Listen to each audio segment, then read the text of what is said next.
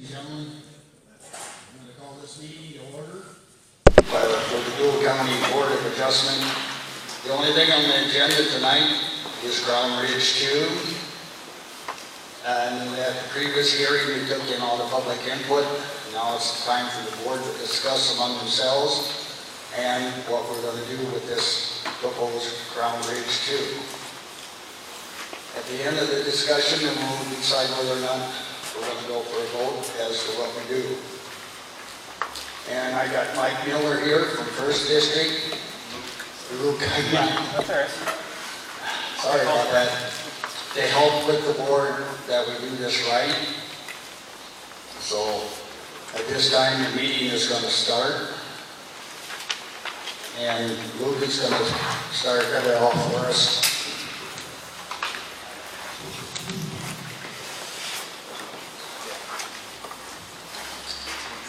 Okay, so you're at the, as you stated, Mr. Chair, this board is at the board discussion phase of the discussion portion. And really the way to guide that is to find out whether or not you feel as a board that the conditions of your ordinance have been met. And if you've got any questions of the applicant or anyone specifically in the audience, you can certainly ask those, but otherwise it's intended for you guys to be discussing it. I think so that everyone can hear. I think everyone would appreciate it if you pass the microphone back and forth to use it if you need to. And then the other point that I will make is that I know that staff had prepared a staff report that included suggested conditions that were available before the September 20th meeting, as well as at that office as well.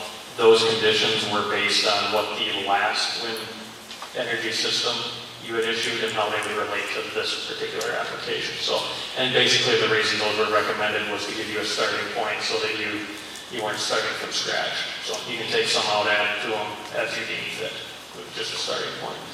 So any motion that you would make once you're done with discussion should include whatever conditions you request, or start with those, or however you want to handle it. So, the way to frame this, the first question, and I'll ask it, if there is no comment, then I'll assume you're ready to move on to the next question. So the first question is, are you as a board satisfied that the application was received 4 weeks prior to your last meeting? That looks like consensus. Is the board satisfied that this application meets the definition of a wind energy system? Okay. That looked like consensus as well. Do you agree that this permit should not become effective until all required permits are granted by the state and federal government, including the remaining applications and licenses referenced in the application?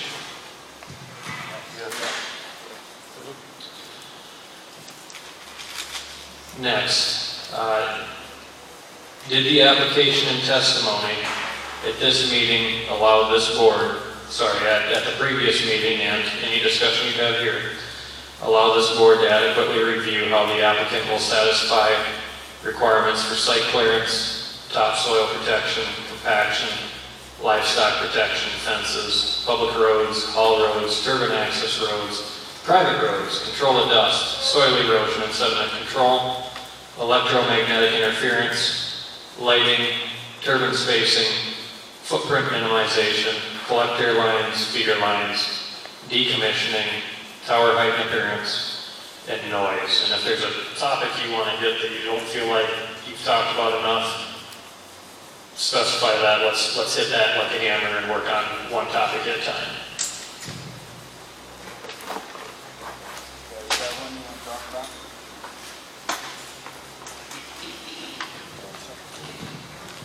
I have a question for you guys there. The livestock issue with regards to fences while you're building the towers and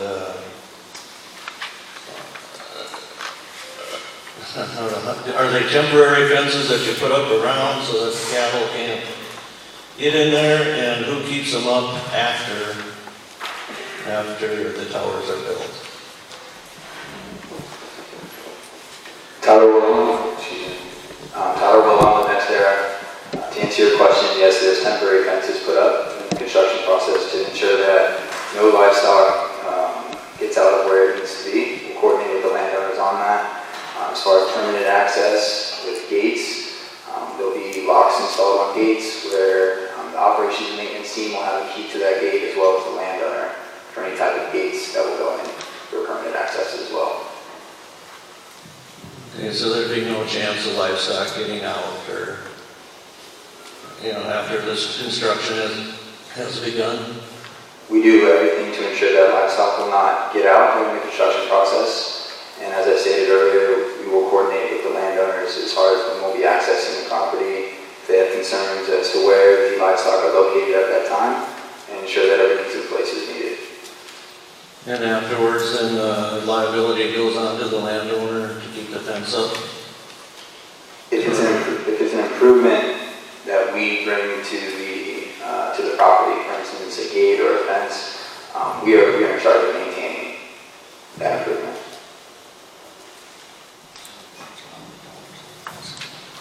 Is there a fence around the towers?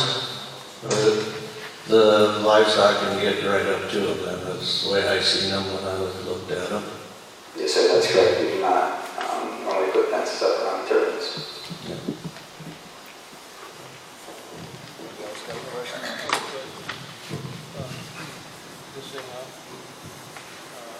Tyler, I have a question, but I'm trying to figure out how to turn this thing on. There we go. Tyler, on your haul roads, the culverts, the bridges, the cement culverts and things like that, will that all be documented? Is that documented by you? Is that documented by the township people? Is it documented by our county highway department? Who's in charge of that? Good evening, James Gentile with NextEra Energy. Mr. Dion, yes, we'll have our documentation on that, but we will also coordinate that with the road supervisor for the county, and then with the supervisors of the townships, we'll provide that documentation to them and work with them to identify where those would be located. Okay, then I don't know if it falls under item number 4 here. On the, okay, when you're plowing in your cables, your electrical cables, connecting here to there, if you go through a drainage tile, things of that nature, those will be repaired right away. You will know when you hit one, I suspect. Good evening, sir. Sam Massey with NextEra. Typically, so we're obligated to make all of our landowners whole for any damage to their property or any crop compensation that's necessary. I think your question is about timing. It just depends on what stage the project is in.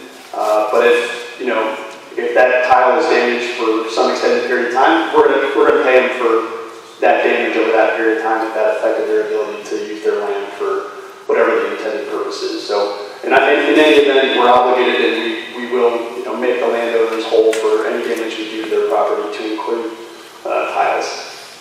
So it would be up to the landowner then to repair it. You will pay for it. They will repair it. So we can do it any number of ways.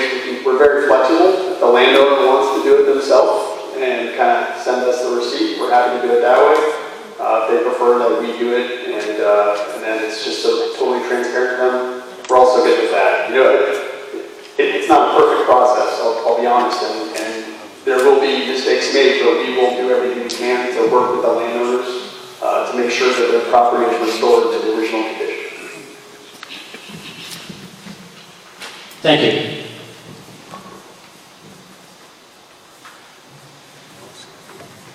Your lighting, a lot of interest here in aircraft detection lights.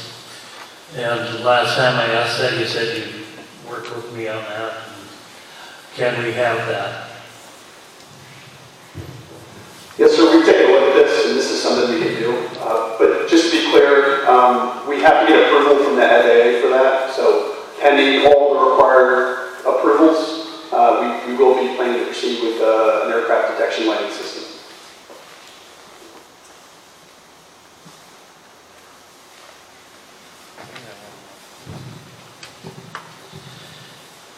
In the event that an injury or something happens to one of the livestock, a cow or a calf, whatever, do you guys make restitution on that, or does that come under liability of the farmer? It's very much the same process as crop compensation. You know, if there were to be something that happened to livestock, it'd be the same thing. You know, damaged property, we need to make the landowner whole for that. Or anybody else? Or Correct. Correct.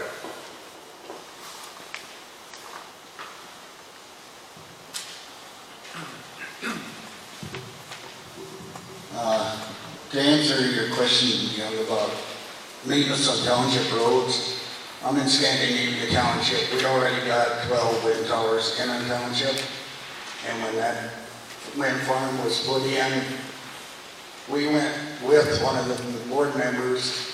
We filmed the roads, all the roads that were going to be used, and at the end of the project, we went back with them, and there was some spots that needed more upkeep, and we had no problem, and I'm assuming you guys are going to work on the same principle.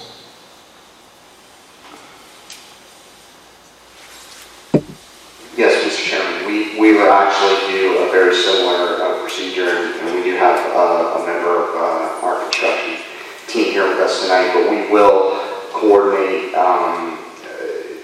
photographing and filming the current conditions of the roads ahead of construction, and then we'll do that with the road supervisors or the township supervisors, whoever they deem the appropriate person, and then we will do that again post-construction with them. All right, I just want to make sure. You guys have any other questions? on the lighting of the towers with the airplane lighting, what do you call it? Aircraft detection. Is each one of the counties, if you do it for us, are you going to do it for all of them, or is that a county by county requirement or request? Right, so we haven't engaged in a formal setting like a hearing with every county yet, but I think, for now it's our intent to do it for the entire project. Okay. You guys got any other questions on this one?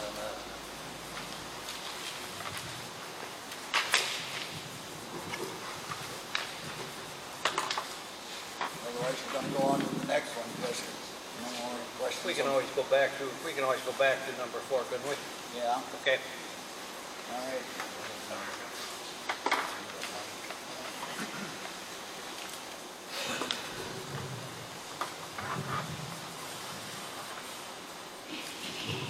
So I've made a note to come back and make sure you're comfortable with that one before you move on. Next, has the applicant demonstrated the ability to meet required setbacks for turbines from property lines, right-of-way, residences, businesses, government facilities, and other structures, and any other uses or features which would require a setback? As far as I can see in mine, yeah. And as you can see, take that as a yes. Has the applicant submitted boundaries of the site proposed for the wind energy systems on a USGS map, a map of easements, copies of easement agreements with landowners, maps of occupied residential structures, businesses, churches, and buildings owned and or maintained by a governmental entity, maps of sites for wind energy systems, access roads, and utility lines, location of other wind energy systems in the general area, a project schedule, and mitigation measures?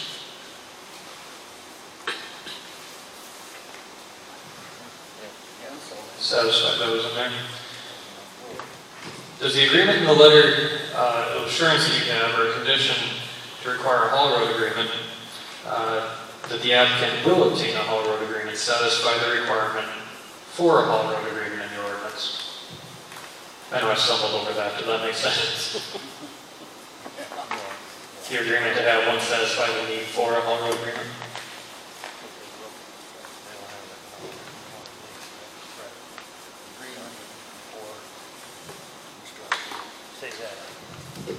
The agreement will be for construction on the haul roads, townships in the county. I know which road you're going to use, right? Mr. Chairman, yes, that is correct. We will consult how our traffic plan will need to come into the area and county, and we will present a road use agreement with those haul roads identified. All right.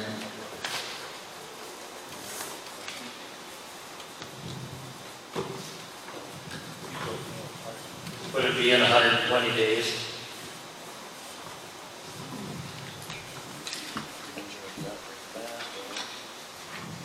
We were looking at trying to determine if it was within 120 days. And just for point of clarification, is that 120 days post, prior to construction? We're looking.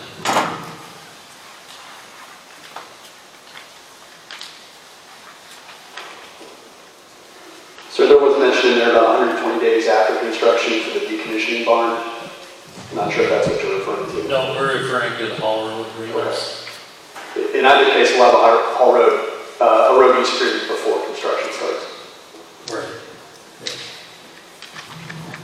And it's prior to the use of the roads. Prior to the use of the road. Satisfactory. Make satisfactory arrangements You don't have to read that. with, okay. Crown Ridge to, prior to the use of approved haul roads, make satisfactory arrangements with the appropriate state, county, or township. Yeah. Okay, we're satisfied.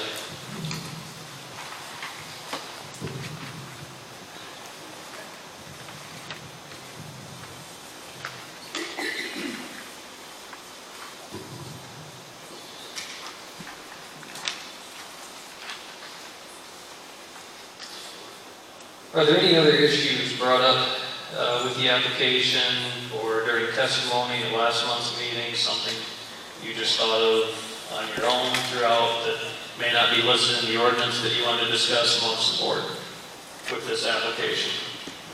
Obviously, it should have some nexus with the land use plan and zoning ordinance, but yeah, if something came up, this would be a time to talk about it.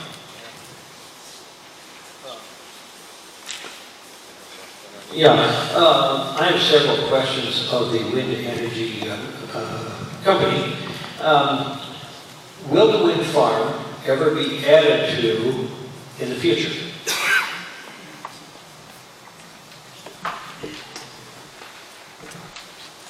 At this time, there's no plans to expand the development in Deuel County.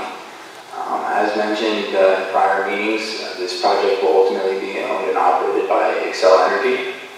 And at that point, upon their ownership, they may have future plans for the site, but nothing that's been discussed to date. Okay, but they would have to make an application for that anyhow. Okay. Will, if your turbines, or excuse me, if your generators go bad, will you replace them with larger generators? I'm assuming the question is in the event that there is damage to one of the turbines. Correct. No, sir.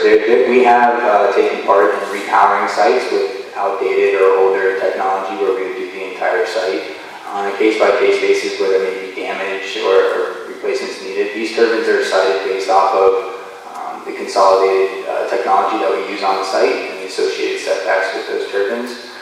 So to answer your question, no, we would not upgrade or make the turbine taller to replace a part. So if one ever goes haywire, if it's a 2.1 or a 2.3, it would be replaced with a 2.1 or a 2.3 megawatt. Yes, sir. Okay, very good.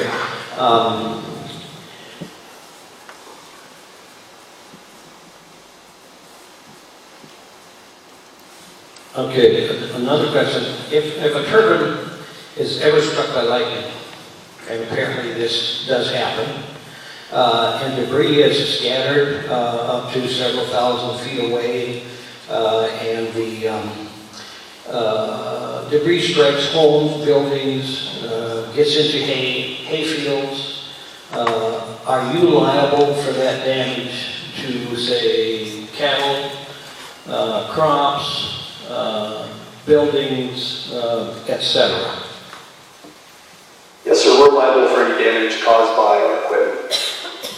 Okay, so if one is struck by lightning and all the stuff is scattered all over, you're responsible for cleaning it up. That's correct, sir. Okay, very good. Question I had too is, I have looked at your the north portion and the south portion in Deuel County. Is the way you have the way you've got the turbine set? Is there any possibility that any of them could be moved at this time, or is your thing pretty well cast in concrete? From all the survey work and due diligence we've done to this point, everything is pretty much set. There may be some changes due to further analyses or sitting down with landowners who say, hey, is there any ability for you to make a minor shift to the turbine location to benefit the operations you have in place on the farm? Those are the types of changes that would occur. Nothing major. We're very comfortable with how things are set in this manner. Okay. You're aware of the decommissioning bond or other security, and you're ready to do that once everything is ready to go? Yes, sir. As required for the ordinance, we're absolutely ready. Okay. Are there any turbines that are on wetlands? We have 0 turbines sited within an actual wetland. There is none. That's correct. There is none? Okay.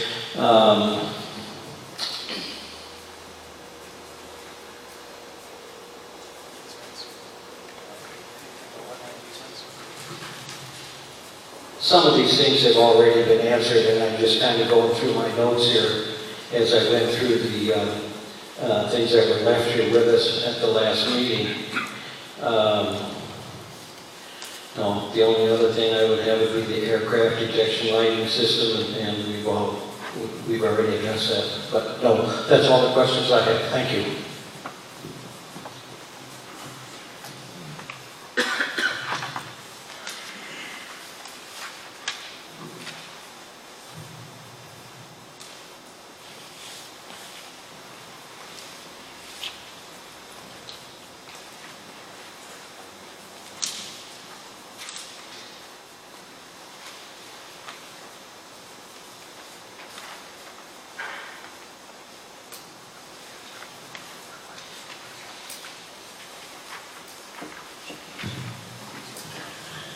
Was there anything else that wasn't? Was there anything else that wasn't within the ordinance that you thought of just kind of in general? No? One more question, guys. Will the decommissioning bond or the security be located in South Dakota?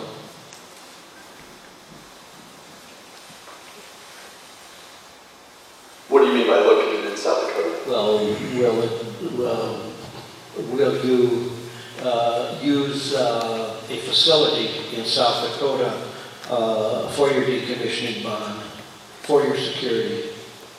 It's a very good question. I couldn't tell you off the top of my head. I could look into it. Okay, you would get back to us on that, please? Yes, sir. Yep. Thank you.